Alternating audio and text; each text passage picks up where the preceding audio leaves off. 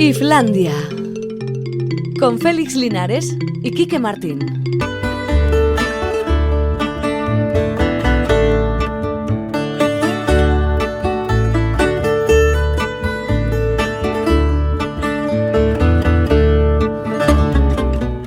Tiempo ahora para nuestra tertulia quincenal dedicada a las humanidades y que llega a Iflandia, como ya sabéis, gracias al trabajo desinteresado de Eusko Ikaskuntza.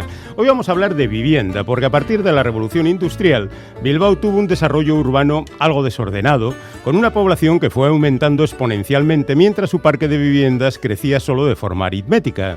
Para dar respuesta a esta situación, en 1918, 102 años ha, se creaba la primera promotora municipal de viviendas populares. De eso vamos a hablar hoy, de vivienda social, porque Etxebizitzak, Viviendas Municipales de Bilbao, ha cumplido por tanto 100 años y con ese motivo ha recogido en un libro la historia de la vivienda social en la capital vizcaína a lo largo de este siglo. Un asunto muy relevante. Nos va a presentar ya a nuestro invitado, nuestro contacto en Eusko Ikaskuntza, el querido Juan Aguirre. Arratsaldeon, Juan. Arratsaldeon, compañeros. Querido Kiki, querido Félix.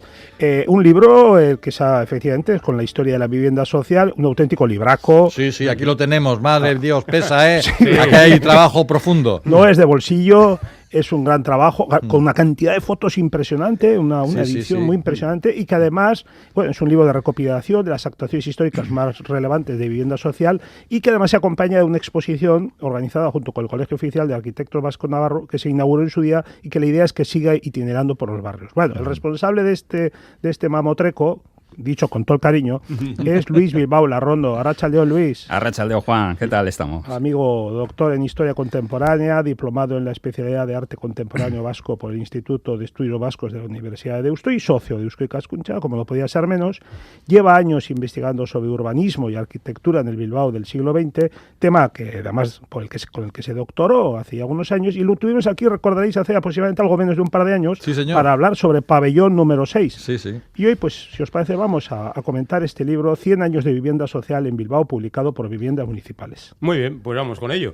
A comienzos del siglo XX, como decíamos, cuando la vivienda era ya un importante problema social en los grandes núcleos urbanos, se promulgaron las primeras leyes para su promoción. Luis, ¿podrías dibujarnos a grandes rasgos ese contexto en el que se constituyó la Junta de Casas Baratas, antecedente de lo que hoy conocemos como Viviendas Municipales de Bilbao? ¿Cómo fue? Efectivamente, en 1918, entonces era alcalde el nacionalista Mario Arana. Y el problema era, por lo que cuentan las propias juntas municipales, el problema era económico. Un problema, digamos, materiales muy elevados, el costo de la construcción, por lo tanto, y la falta de suelo también, pues hacían que el costo de la vivienda fuese muy, muy elevado. ¿Qué pasaba? Que entonces salió la ley un poco antes, unos años antes, en 1911, salió la ley de casas baratas, que de ahí viene luego el nombre de Junta de Casas Baratas. Y gracias a esa ley es con lo que ya mediación el gobierno desde Madrid y bueno ya también desde el Ayuntamiento de Bilbao, gracias a unos aportes económicos, unas ayudas económicas, pueden llevar adelante primero la creación de una promotora inmobiliaria municipal y con dinero de las arcas públicas, porque lo demás a nivel privado era impensable, ¿no? Por lo que os decía, tanto el dinero, o sea, lo económicamente era inviable como negocio. Entonces tiene que ser a través de este tipo de inmobiliarias que son públicas, ¿no? Señalaba antes Félix que se producía un crecimiento exponencial de la población de Bilbao. Yo leo en el libro que en el plazo que va del 1918 a 1928 la población creció un 60% nada menos. Sí. Se construyó bastante, como tú señalas y escribes pormenorizadamente.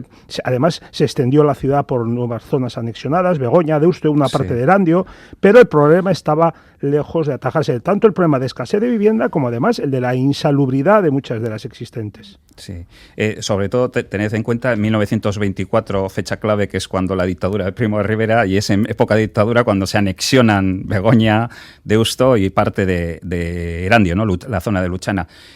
¿Por qué esto? Porque es suelo, por el mismo problema que estamos comentando, económicamente es un suelo que es viable para una promotora como Viviendas Municipales, ¿no? Aparte de lo que aporta el propio ayuntamiento, porque las primeras promociones, tanto Solocoetxe como Torrurizar, son en terrenos propiedad municipal, ¿no? Pero ¿qué pasa con las anexiones? Lo que te permite es acceder a un suelo barato y sobre el que poder construir. Entonces es muy importante porque daos cuenta que ya luego vendrá, después de las promociones de Solo Coche, viene Torre Madarega, que es justo en Deusto, y bueno, más promociones, ¿no? Que de hecho, luego ya os comentaré, pues había un proyecto ya en posguerra de 1000 viviendas por parte de Viviendas Municipales, bueno, y de lo que fue Viviendas Municipales Sociedad en Comandita, una promotora que salió, bueno, con la iniciativa privada en tiempos de posguerra, ¿no? Uh-huh. Y sí, lo que decía Juan, de que construyen, pero más que cantidad es calidad, ¿no? El tema de Solo Coche, Ricardo Bastida, un arquitecto y Emiliano Amán, que se caracterizaban precisamente por hacer viviendas económicas e higiénicas y con un aprovechamiento del metro cuadrado, pues como era de esperar, para aprovechar el máximo, ¿no? el espacio, la habitabilidad de la vivienda y bueno, hacer viviendas soleadas, ventiladas e higiénicas, ¿no? Que ese era el fin. Ahora hablamos de la posguerra, pero antes yo creo que hay que hablar de la Segunda República, porque a partir de 1971 ahí la República intentaría impulsar y dignificar la vivienda popular, y lo que se plasma en la creación de un nuevo modelo de vivienda con un ideal higiénico. Yo creo que eso es interesante comentarlo. Bueno, ¿no? Es que eso hay que enlazar porque con la Segunda República, bueno, en el año 31, cuando se acomete la Solo Coche 2, o sea, la segunda parte de Solo Coche, y en ese se basan en el ayuntamiento, gana el concurso Emiliano Amán, que era la mano derecha, digamos, de Ricardo Bastida, y lo que hacen es coger los ideales de los congresos internacionales de arquitectura moderna que habían tenido lugar en la Sarranz, en Europa, en los años 28-30, y llevarlos a Bilbao. Entonces, claro que es un modelo de vivienda económico, porque lo que buscan precisamente es un modelo de vivienda social para el obrero, que sea una vivienda higiénica, que sea soleada, que tenga ventilación, metro cuadrado aprovechado al máximo, ¿no? Y luego aparecen pues comedor, cocina, estar todo junto, aprovechando el metro al máximo, ¿no? Y entonces es un modelo de vivienda que recoge pues todo el saber de Europa en esos momentos, bueno, y de Estados Unidos en torno a la vivienda social, ¿no? Eso se ve muy bien en las escuelas de la época, ¿no? Las que hace Bastida, Dauchu, Concha, Churi, Camacho y todo eso, que tienen grandes ventanales. Efectivamente. Al final lo que se busca es eso, ¿no? El obrero que había estado, que habéis comentado al principio, en viviendas insalubres, casi chabolas, ¿no? Barracones, ¿no? Y entonces, claro, de ahí pasar a una vivienda incluso hay algunos de los de Solo Coche y estos que inicialmente no tienen bañera, pero sí tienen la ducha, el lavabo, o sea que ya eran accesorios para un obrero que eran impensables igual una década antes, ¿no? Y entonces, gracias a estas promociones de viviendas municipales, pues todo eso aparece en la villa, ¿no? Ay, Juan, pero llega la guerra civil, ¿verdad? Y como en tantas otras cosas, todas esas buenas intenciones se fueron al carajo y bueno, las nuevas autoridades municipales lo que intentaron fue reorientar la política de viviendas para atraer capital privado. Pero, Luis, no parece que esto diera muy buenos resultados, porque según reflejas tú en el libro, en los años 40, mediados de los años 40, Bastida y Amán, los dos arquitectos, en un informe reflejaban que las necesidades para el conjunto de Vizcaya eran nada menos que de 44.000 viviendas. Sí, además hay que tener en cuenta una cosa muy importante, que tanto Bastida como Amán presentan en el año 49 en el Congreso, de todos los colegios de arquitectos de España, presentan la ponencia del Colegio Vasco-Navarro, o sea, de aquí de Vizcaya, que es un modelo de estudio sobre la vivienda social, que además tiene una acogida impresionante, que de hecho todas las ideas en torno a la vivienda social que aportan Bastida y Amán luego son recogidos por todos los arquitectos españoles como algo a seguir, ¿no? Entonces ya estamos marcando pautas ahí, ¿no? Que quiero decir que lo que hablamos antes, modelo de vivienda social, las necesidades de las viviendas que había en esos momentos en Vizcaya y sobre todo en Bilbao y bueno, en las zonas sobre todo industriales, ¿no? Obreras, que eran las que más necesidad tenían de ese tipo de vivienda. Bueno, tú hablabas antes de esto de la anexión forzada de algunos municipios, que al parecer es algo que no te gustó nada, ¿no? Porque en el libro dices que es un auténtico despropósito. Sí, pero tenían una justificación. Sí, la justificación antes para Bilbao. Vale. Pero claro, para Bilbao, pero para el resto de municipios no tanto, porque daos cuenta, Erandio en el año 40 y luego en los 60 ya fue el Valle de Asúa, pero en cuanto llegó la democracia, bueno, se desanexionaron, pero les faltó tiempo. Claro. Y entonces vuelve a su esencia. Exactamente, y se queda, pero claro, con un peligro, que es que se queda sin suelo, que era tan importante para Bilbao, que hay viviendas municipales hubiera aprovechado esa circunstancia pues para coger el Valle de Asúa, Erandio también. Incluso se hablaba porque con la creación de la Corporación Administrativa Gran Bilbao y el plan comarcal y todo lo del Gran Bilbao, había previsto una anexión que no se llevó a cabo, pero era la de Baracaldo, a Bilbao. Bueno, Lo Baracaldo, intentaron. que lo intentaron. Y la idea final era que ambas márgenes fueran propiedad de Bilbao, o sea, que llegaran a manos de Bilbao. O sea, que el fin era tener la ría y todos los alrededores en manos de Bilbao, ¿no? De hecho, Bilbao era la que mandaba dentro del Consejo del Gran Bilbao, ¿no? El capítulo más dramático de esta historia es la de los años 50, cuando con el desarrollismo económico se produce una explosión del chabolismo. Sí. Dices que de los 290.000 habitantes que tenía la ciudad, la mitad prácticamente vivía o bien en chabolas o bien en lo que llamaban chabolismo invisible, o sea, como subarrendados. Sí, sí. ¿Cómo se llega a esta situación? Pues se calcula unos 40.000 personas viviendo en chabolas y unas más de 100.000 viviendo en subarriendo. ¿Qué sucede? Que... A ver, ¿cómo explicar? Entonces, chabola se llamaba a cualquier tipo de edificación clandestina, digamos, ¿no? Que no tenían... Pero había casas que, daos cuenta que mucha de esta gente era trabajadora de la construcción, entonces autoconstruían ellos sus propias viviendas y tenían viviendas que habían hecho a su gusto. Entonces, claro, eran auténticas viviendas incluso de varias plantas. Pero ¿qué pasa? Que no tenían el preceptivo permiso del ayuntamiento y entonces, claro, cuando llegó lo de Montebanderas y aquellas excavadoras que tiraron todos los edificios clandestinos que había alrededor de Bilbao, ¿no? Que de hecho se le llamaba... la Gaceta del Norte decía la corona de espinas que rodeaba Bilbao. O sea, claro, los montes de alrededor de Bilbao, que es que estaban todos llenos de edificaciones clandestinas, pero era todavía peor el problema del subarriendo. 5 familias, bueno... Hoy igual está más cercano a nosotros, ¿no? El de muchas familias que tienen que vivir en una habitación, ¿no? Y claro, la tirantez con las personas con las que cohabitas, que gente que venía de toda España, porque entonces eran miles y miles de personas que venían en busca de una oportunidad de vida, ¿no? Y entonces se encuentran con la falta de vivienda, ¿no? Y ahí aparece el problema, terrible problema del chabolismo, visible e invisible, ¿no? Que decías, Juan. Y luego llega 1964 y aparece Ocharcuaga, Sí. que es el poblado dirigido para paliar todas esas graves carencias de vivienda, y queda como un ejemplo de modernidad, pongo lo del ejemplo de modernidad entre comillas, y una especie de laboratorio de experiencias arquitectónicas que tendrían un desarrollo posterior. A ver, cuéntanos un poco mejor esto. Sí, el proyecto eran 3.672 viviendas y claro, se hicieron entre 7 constructoras, 5.000 obreros, 14 arquitectos, no sé cuántos ingenieros.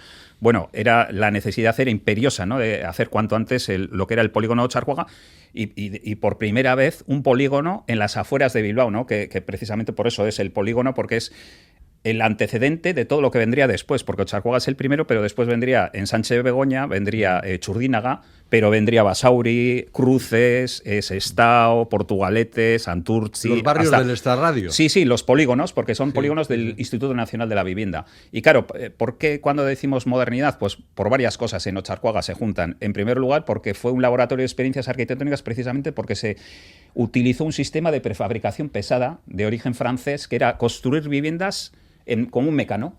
O sea, en módulos, exactamente, que ahora que están de moda, que hace poco he leído a Vidite, que no sé qué, eso ya en aquellos años ya los franceses eran los mejores, de los mejorcitos, bueno, los países del este también, pero eran de lo mejorcito de Europa en construcción y se intentó en Ocharcuaga precisamente para que sirviera lo que hablamos antes, un modelo de vivienda social, pero construida rápidamente y que sería económico, ¿no? Y esto es un sistema. Y luego, por otro lado, aparecen el tipo de construcción que son viviendas mínimas, aprovechamiento al máximo en forma de pastillas, pero aparecen ejemplos de arquitectura moderna como la iglesia de San Justo en Ocharcuaga, que es una réplica de una iglesia que hay en las afueras de París, en Issy-les-Moulineaux, que es, según lo que decía la revista de arquitectura, de arquitectura francesa que era muy famosa en aquellos años 50, que decía que después de la Chapelle de Ronchamp de Le Corbusier, que era el segundo mejor ejemplo de Francia de arquitectura moderna. Y la copia la tenemos en Ocharcuaga. Mira. O sea que... y en la plaza. Eso es. Y bueno, luego llegó la etapa democrática y la herencia que recibieron las instituciones, jóvenes instituciones municipales, fue terrible. Eso también lo cuentas con mucho detalle. Y encima vinieron las inundaciones del 83 y hubo que, como se dice ahora, que resetear todo el sistema. Bueno, es que se junta, es un auténtico desastre. Primero, la herencia que recibe el Ayuntamiento de Bilbao del franquismo, 6.000 millones de deuda. Entonces no había tutía. Yo hablé con varios arquitectos de la época y que me decían, es que nos dijeron, oye, hay que conseguir suelo como sea. O sea, la prioridad para el Ayuntamiento de Bilbao era conseguir suelo, precisamente viviendas municipales era lo que necesitaba, ¿no? Suelo para luego poder construir vivienda social. ¿Qué pasaba? Crisis económica, lo que dices tú, Juan, las inundaciones, que fue un desastre auténtico para Bilbao, pero es que luego llegó la reconversión industrial, es que claro, sí. Bilbao estaba arruinado, o sea, en lo más bajo, contaminación, el río más contaminado de Europa era el Nervión. La zona más contaminada de Europa era el Gran Bilbao. Claro, no era el Támesis, no. Estamos hablando... Y eso es la herencia que recibe, claro. ¿Qué pasa? Que en los años 80...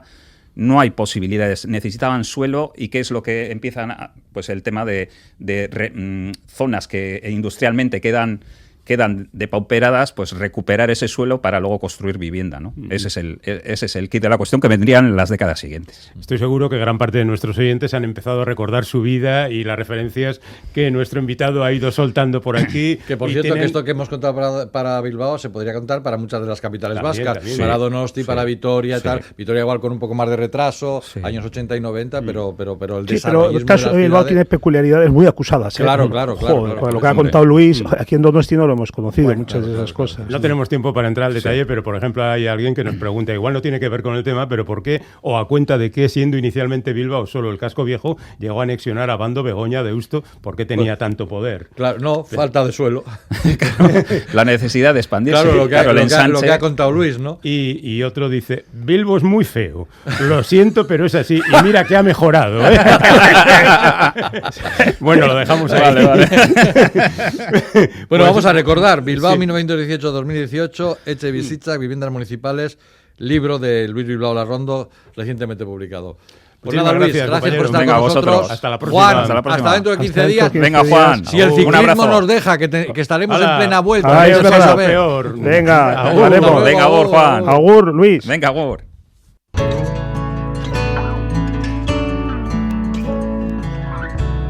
Islandia.